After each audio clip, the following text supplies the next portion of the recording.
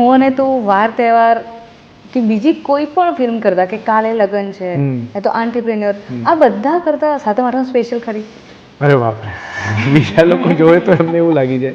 નહીં, પણ હું તમને એક રીઝન કહું, હું જેન્યુઅનલી બહુ જ ઓનેસ્ટલી દરેક ફિલ્મને કોઈને કોઈ કારણસર સ્પેશિયલ ગણાવી શકું છું, કારણ કે કંઈક એવું અલગ દરેક ફિલ્મે મને આપ્યું છે કે જે તમને એમ થાય કે યાર આ ક્યારેય નહોતું ધાર્યું. ઓફકોર્સ સાતમ આઠમ એ રીતે મારી first film as lead actor, એટલે દુનિયાદારી.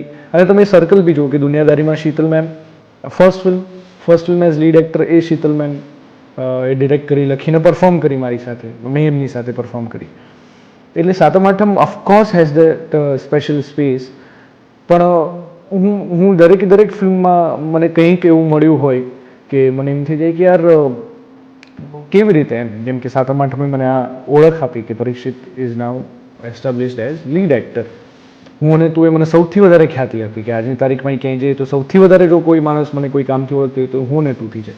સાથે સાથે મને સિદ્ધાર્થ અને મનન સાગર જેવા માણસો જોડે કામ કરવાનો મોકો મળ્યો.